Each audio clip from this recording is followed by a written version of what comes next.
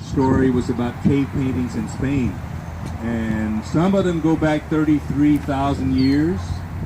The bulk of them were 10 to 15,000 years ago, both in Spain and also in France. And we got to visit one of those places in France a few years back. Now you think 1,000 years is a huge amount of time, and then 10,000 years. So when we talk about history, we have to remember there's a lot of it that was never written down and lost forever. So 25 years sounds like a long time, but it is, especially for the people that put their heart and soul into this event and made it happen. And to discharge part of my obligation, I want to say that some of the history I don't know is what my dad said to Valerie, because they saw Mr. Callis pushing his lawnmower for several years, and then they said, well, geez, you know, once again, there goes Mr. Callis with the lawnmower. Finally, your curiosity overwhelmed you, and you've got to go out in the heat and say, Mr. Callis, where are you going and what are you doing? And push a lawnmower down the street. So we know now what he said and how that was part of the impetus for us being here today. And somehow, Valerie, the historian, asked my dad about the place. I don't know what she asked. I don't know how long she waited, or if it was from month to month that she saw Mr. Callis, if she asked him. No, she had to have asked after Mr. Callis. She found out there's a black cemetery. So then she talked to my dad about it, and whatever he said to her, that was impetus enough for her then to begin putting her time and energy into this project more than 25 years ago, because the first event was held 25 years ago. 15 years ago, my dad spoke, and the program, which I have a copy of here, and you'll be able to look at it if you'd like, was notable African Americans and their contributions to the development of this country. And he spoke about Thurgood Marshall, and one of the things that he did, because he was audacious, he contacted Thurgood Marshall Jr. and to ask him to somehow make a connection with this event, 2001. And Thurgood Marshall faxed a letter to my dad just a day or so before the event. And he read the letter. That was one of the things he wanted to do. His comments were all about Thurgood Marshall. And I have copies of the program and copies of the paper that he gave out to people, which had photographs of Thurgood Marshall at various phases in his history. He was appointed to the Supreme Court once again by Lyndon Johnson in 1967, and he served for 24 years. So there, Valerie made copies of that collage of photographs of the life and career of Thurgood Marshall. So, I was talking earlier about the impact of history. Now, and where we are today, that's a very important point, because mankind, all of us, all of humanity, is struggling with a central question. Are we one people or not? And today's event is a very small, negligible, you might say in a way, affirmation on the part of 7 billion people on the planet.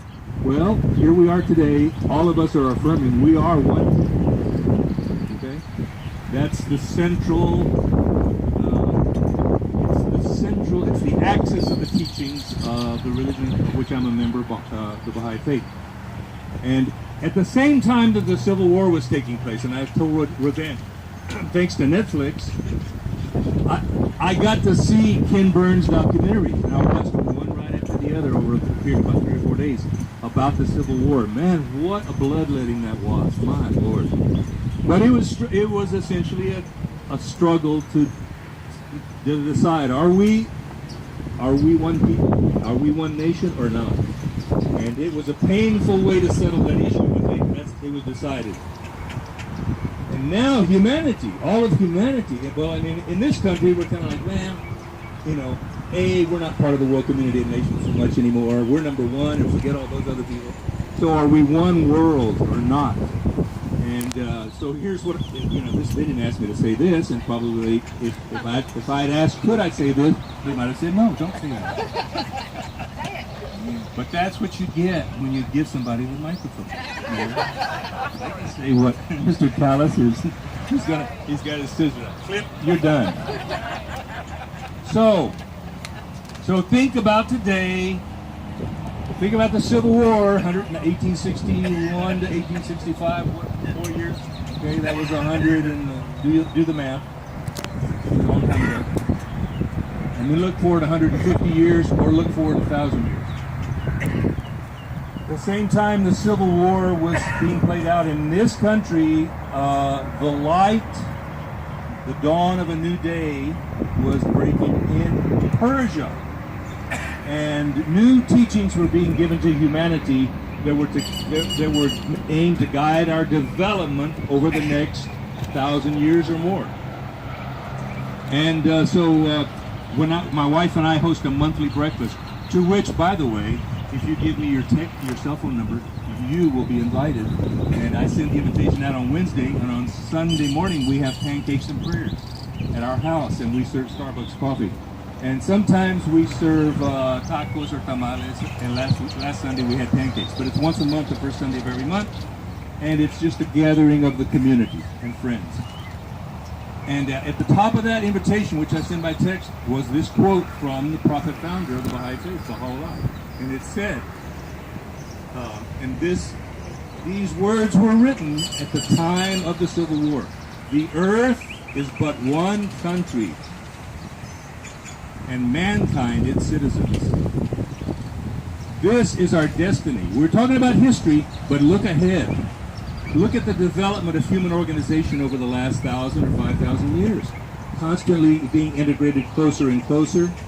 We have the technology to do it on a larger and larger scale. Now we have the technology to completely integrate the entire world community. And so on a practical means and material means, we have the ability to do that. But now what's missing is the spiritual impetus for people not to accept one another, but to love one another. And this is what, we're all, no, we're not all. A very few of us have the power to shape the direction of the country. So today's gathering is small, but it's important. So part of that teaching and part of that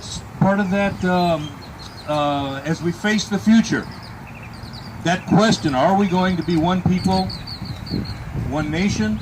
Are we going to be one people, one planet? That's the central existential question that all of us are facing. And I believe the most unbelievable thing you can imagine, that America is going to lead the world spiritually. That is to say, America will lead the rest of the world to this unity that we all long for. And it won't happen until the racial issue is solved. And I don't think we wait till all the races die. We develop, I mean, that will happen. But we have to work together to build a movement that says we're one people, and we want to be in the leadership in the world and leading the world to unity. Put away the guns, put away the bombers. Let's build the kingdom of God on earth as promised in all the world's religious books. So today is a really important day, and will always be an important day. God willing, we'll do some things between now and next summer to help carry this process forward. I have copies of the Thurgood Marshall collage here, and you can see the program from 2001. God bless each one of you. Amen.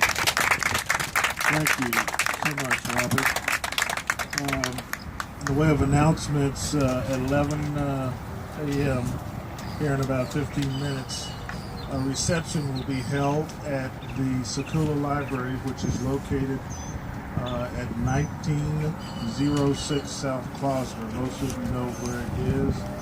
I believe I do. And for those of you who are from out of town, you might want to ask somebody who lives here how to get to South Klosner. Are there any other announcements or anything from the audience? Yes, ma'am. Yes. My name is Mabel Peterzak, and I'm from the great city of Hidalgo, Texas. You may laugh because what's so great about Hidalgo? Former county seat. Former county seat, the only city in Hidalgo County for 50 years. But let me tell you that what the doctor from the University of Texas said about the Underground Railroad is very true. And it led to Hidalgo, right down Jackson Road. And I want you to think about Jackson Road. Next time that you travel south, that was a part of the Underground Railroad. And if you go all the way to Military Highway and you stop right there, it's like a dead end. There's a historical marker there that mentions the Jackson family-owned ranch. And Mr. Nathaniel Jackson came to the Rio Grande Valley in 1857. He had a black wife. His wife, just imagine how ahead of his time he was. His wife was black, and he brought his 3 slaves. This was in 1857. This was before the Emancipation Proclamation. And he came to Hidalgo County and established himself. And his generosity and kindness towards runaway slaves was a magnet for him. So I just wanted to know how great Hidalgo is. Bravo!